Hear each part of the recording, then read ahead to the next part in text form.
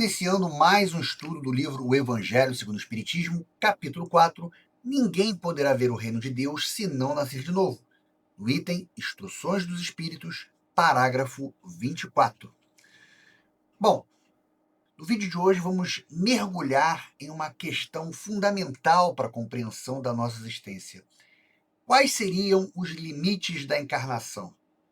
Então, baseado na instrução de São Luís, vamos desvendar a fascinante jornada do espírito e como ele se relaciona com a matéria. O texto revela que a encarnação não é um processo fixo, mas sim uma evolução contínua, onde o invólucro do espírito se torna cada vez mais sutil, menos denso, à medida que a alma vai se purificando. Vamos explorar como essa transformação ocorre em diferentes mundos, desde os mais materiais como a Terra, até aqueles onde o corpo se torna quase fluídico.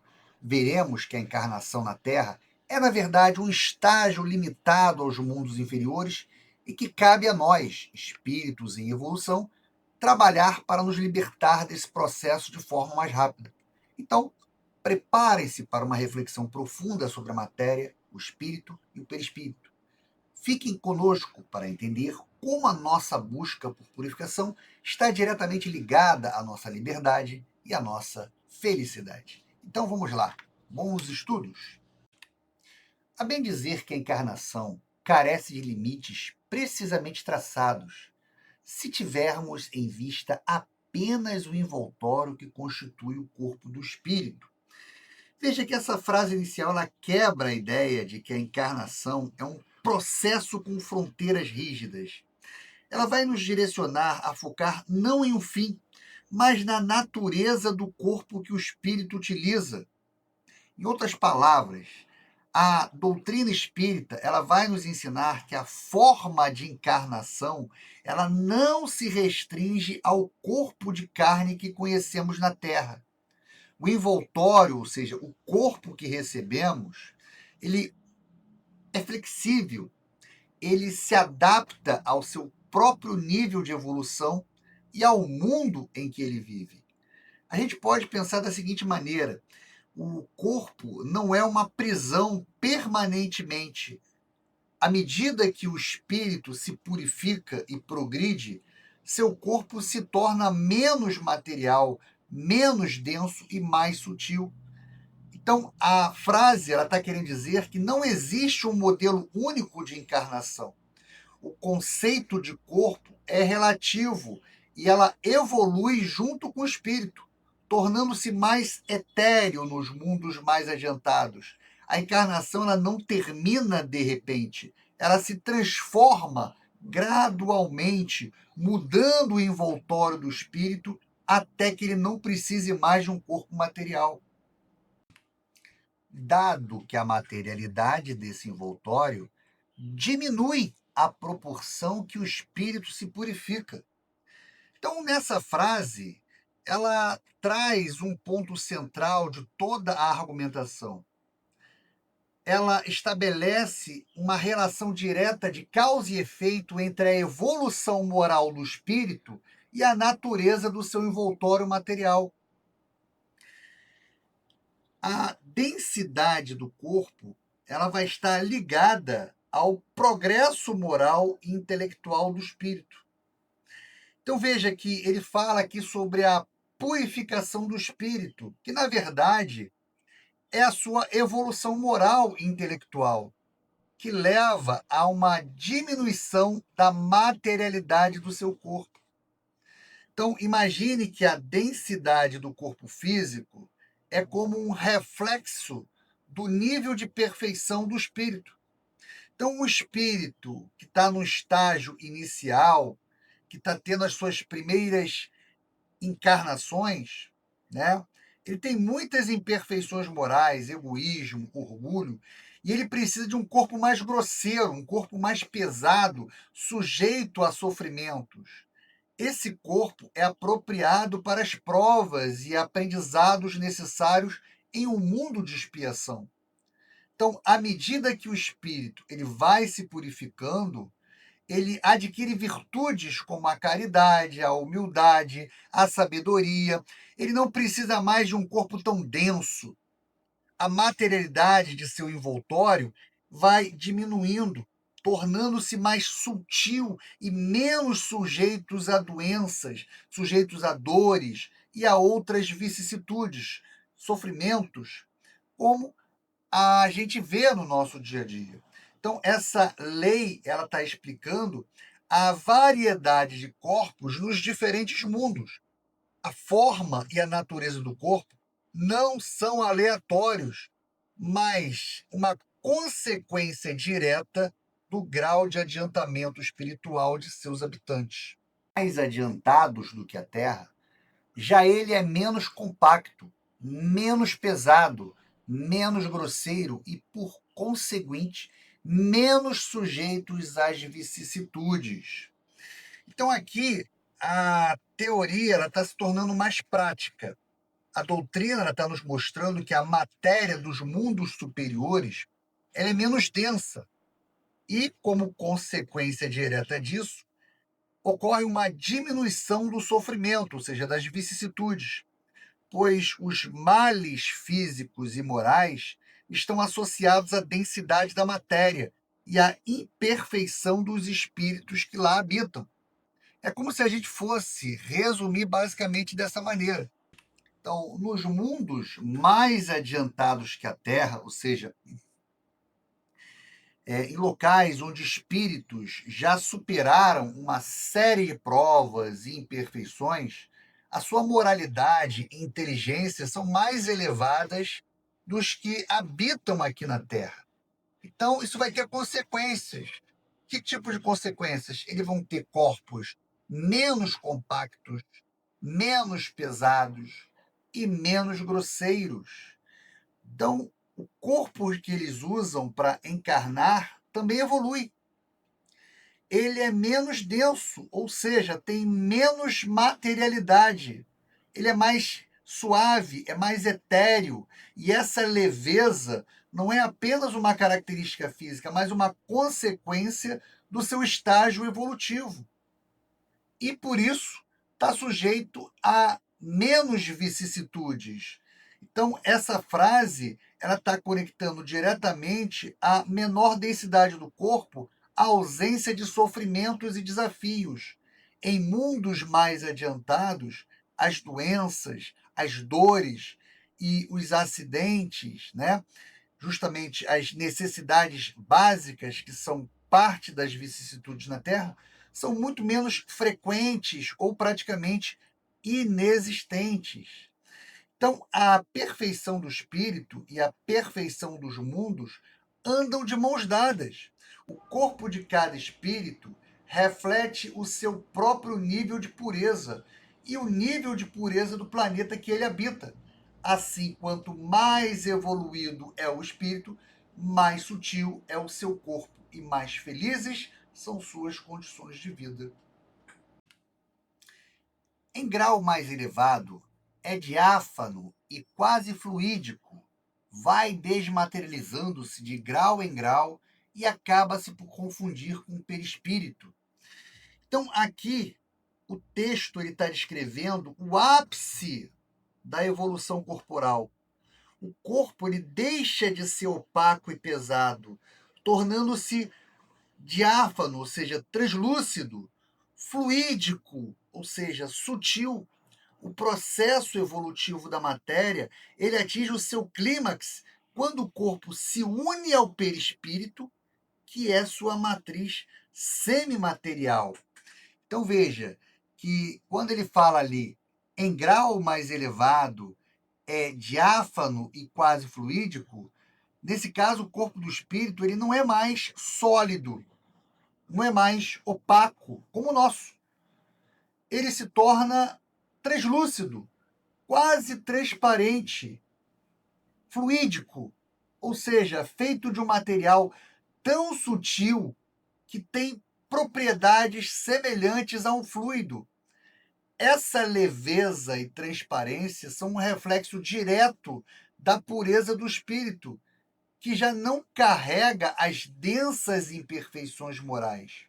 E ele continua dizendo, né, que vai desmaterializando-se de grau em grau. Isso está reforçando a ideia de que a evolução não é um salto repentino. A transformação do corpo é um processo lento, contínuo e que ocorre à medida que o espírito vai progredindo em suas sucessivas encarnações. Cada passo na purificação moral corresponde a uma diminuição da materialidade do seu envoltório. E ele fala ainda, né, que acaba por se confundir com o seu perispírito. Então, esse é o ponto crucial. O perispírito é o envoltório semimaterial que vai unir o espírito ao corpo físico. No estágio final da sua evolução, o espírito atinge um nível de pureza tão grande que não precisa mais de um corpo material separado. A matéria do seu corpo físico se torna tão sutil que se funde com a matéria do perispírito, tornando-se um só envoltório fluídico.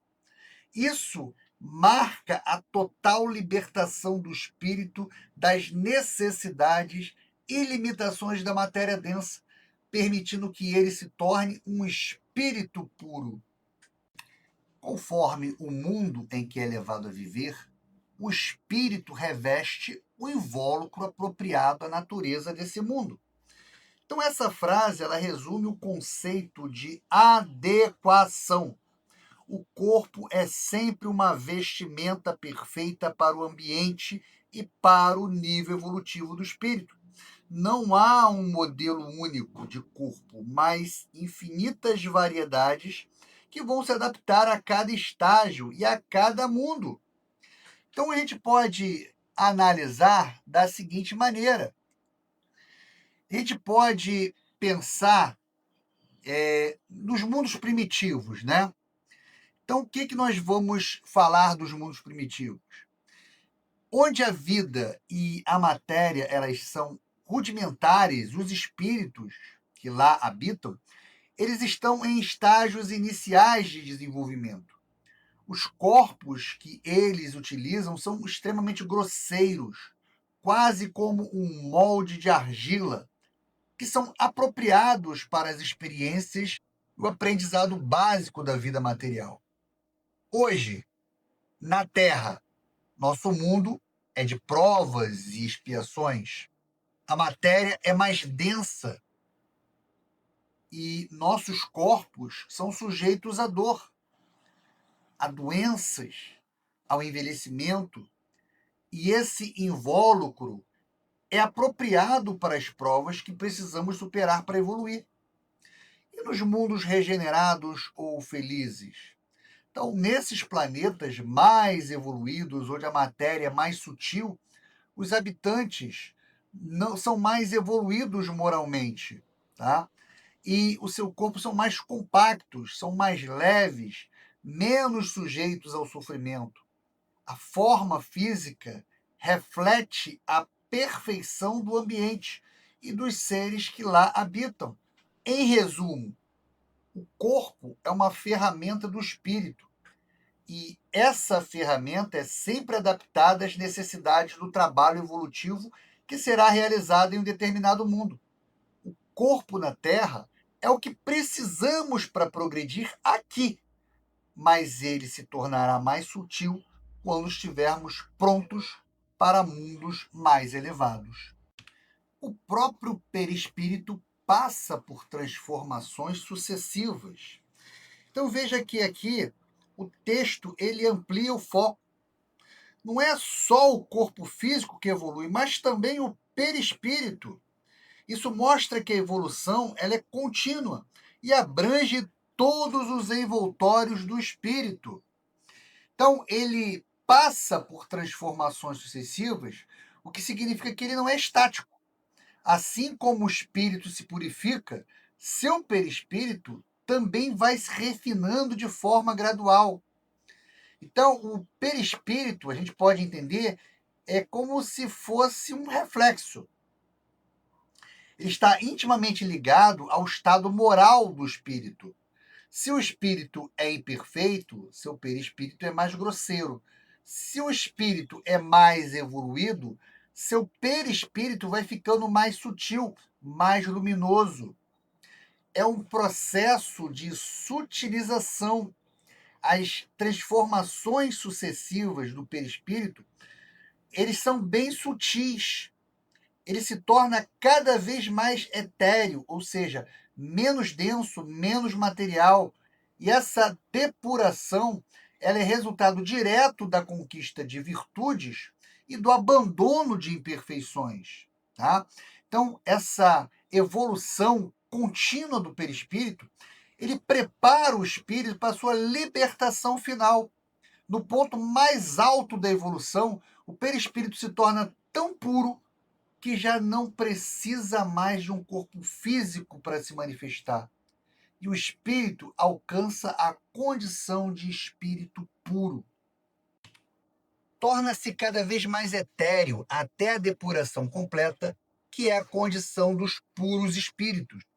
Aqui ele está, na verdade, repetindo o que foi dito na frase anterior. A purificação do espírito é a meta final. A total eterização é o estágio que permite o espírito alcançar a condição de espírito puro, livre de qualquer laço da matéria. Então, à medida que o homem vai encarnando, né, esse perispírito ele vai se tornando cada vez mais etéreo, ou seja, o perispírito, que já é um envoltório fluídico, se torna progressivamente mais sutil, menos denso. Ele perde qualquer vestígio de materialidade grosseira, indo se transformar em uma matéria extremamente leve, pura, quase como a luz. Então, até esse estágio final, até a depuração completa, que é um processo de purificação, essa sutilização não para até que o perispírito atinja o estado de completa pureza. E isso só acontece quando o espírito que o habita também está totalmente puro, livre do orgulho, do egoísmo e de todas as imperfeições morais. E qual o estágio final? É quando ele se torna um espírito puro, que é o ponto de chegada. E aí o perispírito, uma vez completamente purificado, ele se torna o corpo de um espírito puro. Nessa condição, o espírito não precisa mais reencarnar em corpos físicos densos. Ele já alcançou a liberdade total, podendo viajar pelo universo e agir de forma mais fluida e direta, sem as limitações da matéria. Em resumo, a pureza do perispírito é um espelho da pureza moral do espírito e de sua completa depuração. É o sinal de que ele alcançou a perfeição. Se mundos especiais são destinados a espíritos de grandes adiantamentos, estes últimos não lhes ficam presos, como nos mundos inferiores. Então veja que essa frase ela está estabelecendo uma diferença fundamental entre os espíritos que ainda estão em evolução nos mundos inferiores, como aqui na Terra, e aqueles que já alcançaram um grau de adiantamento. Então, nos mundos inferiores, como aqui na Terra, os espíritos estão presos, ou seja, essa prisão significa que, devido às suas imperfeições e às lições que ainda precisam aprender, eles são obrigados a reencarnar repetidamente nesses mundos. A densidade da matéria e as vicissitudes do planeta são ferramentas para a sua purificação. Eles estão ligados a estes ambientes de provas até que superem suas imperfeições morais. Agora, nos mundos de grandes adiantamentos, os espíritos já superaram a necessidade de passar por provas grandes. Eles não estão mais ligados por laços kármicos a um planeta específico. Mesmo que escolham viver em um mundo mais evoluído, eles os fazem por escolha, não por obrigação. O estado de pureza que alcançaram lhes concede a liberdade de ir e vir a qualquer lugar do universo para cumprir missões de auxílios e caridades. Em suma, essa frase que a liberdade total do espírito é um prêmio pelo seu trabalho de purificação. Aquele que domina as suas paixões e adquire virtudes deixa de ser escravo da matéria e das necessidades de expiação, tornando-se um ser livre, atuante na obra de Deus. O estado de desprendimento em que se encontram lhes permite ir a toda parte onde o chame, as missões que lhes estejam confiadas. Então aqui o texto ele ensina que a liberdade alcançada pelos espíritos superiores, ele tem um propósito nobre e altruísta, que é o serviço universal. Ele detalha as consequências diretas do desprendimento, que é a completa ausência de laços materiais e de imperfeições morais. Então, quando o espírito, em alto grau de adiantamento, não tem mais apego a um local, a bens materiais ou a pessoas específicas de forma egoísta, essa liberdade interior é o que permite sua liberdade de movimento. Eles não estão presos a um mundo por necessidade de expiação ou aprendizado. O desprendimento lhes permite ir a qualquer parte do universo. Eles não são limitados pelo espaço ou pela distância, pois não estão mais sujeitos às leis da matéria densa. Eles podem ir e vir instantaneamente, pois a sua própria natureza é fluídica, é sutil. E a frase conclui que essa liberdade não é para o lazer, mas sim para cumprir as missões que lhes são confiadas pela providência divina. Eles atuam como mensageiros, guias e auxiliares no progresso dos mundos, na proteção de outros espíritos e na execução da vontade de Deus. A liberdade de um espírito não é apenas a ausência de prisão, mas sim a capacidade de se dedicar integralmente ao trabalho de auxílio e caridade, sem as limitações que a matéria o impõe. Se considerar do ponto de vista material a encarnação, tal como se verifica na Terra, poder-se-á dizer que ela se limita aos mundos inferiores. Então, aqui a frase ela faz uma distinção crucial. Ela esclarece que o tipo de encarnação que conhecemos na Terra não é a única forma de vida corpórea no universo, mas sim uma condição específica dos mundos inferiores. Então, a doutrina espírita ela vai nos ensinar que a matéria existe em diferentes estados de densidade. O texto nos pede para considerar a encarnação sob perspectiva da matéria, tal como conhecemos aqui, densa, pesada e sujeita à degradação.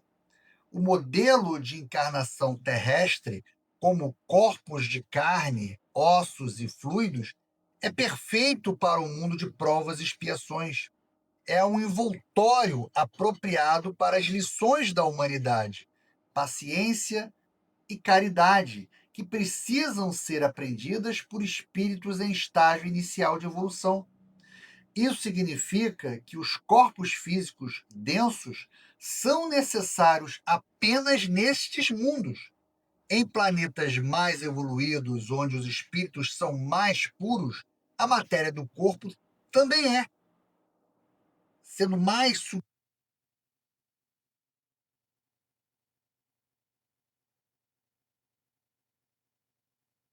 Então, o corpo que temos aqui na Terra é apenas um dos muitos trajes que o espírito usa. Ele é específico para este mundo e para as lições que precisamos aprender aqui. Quando estivermos mais evoluídos, reencarnaremos em mundos onde os corpos já não são mais densos e tão imperfeitos assim. Então, depende, portanto, de o espírito libertar-se dela mais ou menos rapidamente, trabalhando pela sua purificação. Então, aqui a frase ela é uma das mais importantes de toda a doutrina espírita, pois coloca o poder de evolução diretamente nas mãos do próprio espírito. Ela significa que a velocidade com que um espírito progride e se liberta da necessidade de encarnar em corpos densos e em mundos de sofrimento não é imposta por Deus, mas depende unicamente do esforço pessoal do próprio espírito. O texto não diz que a libertação acontece automaticamente com o tempo. Ele usa a palavra trabalhando, o que implica ação de esforço e vontade. O espírito precisa se dedicar ativamente à sua própria melhoria moral. A purificação é o processo de se despir das imperfeições, como o egoísmo, a vaidade, a preguiça, a maldade, e, ao mesmo tempo, é o desenvolvimento de virtudes como a caridade, o amor ao próximo, a humildade, a paciência. É um trabalho de reforma íntima constante. Então, a frase mais ou menos rapidamente, né, sugere que ele mostra que cada espírito tem o poder de acelerar ou retardar seu próprio progresso. Se o espírito trabalha com dedicação e disciplina em sua purificação, ele se liberta mais rápido das dores e das limitações da matéria.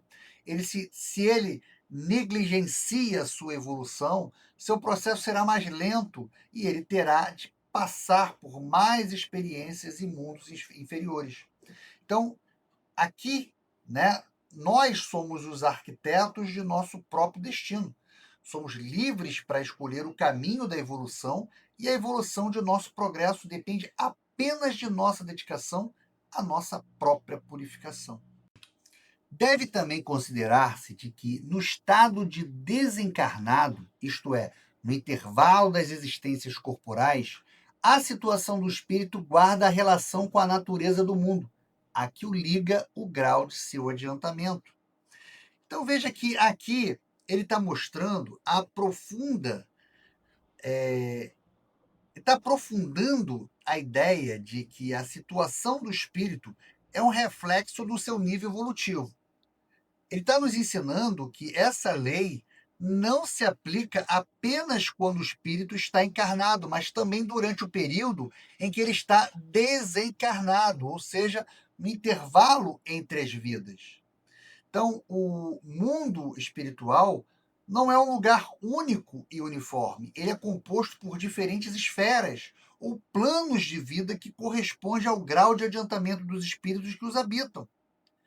Então, quando você está falando de um espírito imperfeito, ou seja, um espírito que ainda está ligado ao mundo inferior, como a Terra, por exemplo, devido às suas imperfeições, ele vai se encontrar em um plano espiritual que reflete essa condição. A sua situação será de sofrimento, de escuridão moral, de perturbação, de desconforto. Ele estará em um estado de espírito que se assemelha ao inferno ou ao purgatório, que na doutrina espírita não são locais, mas estados de consciência, criado pelo próprio grau de imperfeição. Agora, quando você está falando sobre um espírito já evoluído, um espírito adiantado, um espírito purificado que já não está mais ligado a um mundo inferior, ele vive em um plano espiritual mais elevado, onde reina a paz, a luz e o conhecimento.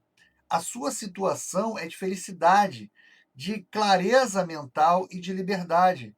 Ele não apenas habita um ambiente correspondente ao seu adiantamento, mas também se sente plenamente feliz e à vontade. Então, seja encarnado ou não, é um reflexo fiel de seu grau de pureza. A lei da correspondência garante que cada espírito vive e sente em um ambiente espiritual que ele mesmo criou em suas virtudes ou imperfeições. E para finalizar, Assim, na erraticidade, é ele mais ou menos ditoso, livre e esclarecido, conforme está mais ou menos desmaterializado. Então, aqui a frase é a conclusão do texto e ele resume de forma poderosa a lei da correspondência que a doutrina espírita ensina. Ela significa que a condição de um espírito entre as encarnações, ou seja, na erraticidade, é um reflexo direto de seu grau de pureza, que pode ser ditoso, feliz, né? Lembrando que a felicidade do espírito não depende de bens materiais ou de um local paradisíaco, mas sim da sua própria consciência.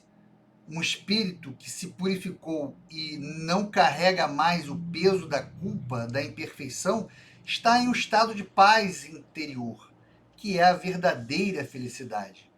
O espírito pode estar também livre, né? A liberdade aqui é dupla. É a liberdade de não estar mais preso a paixões, a vícios, e também a liberdade de locomoção.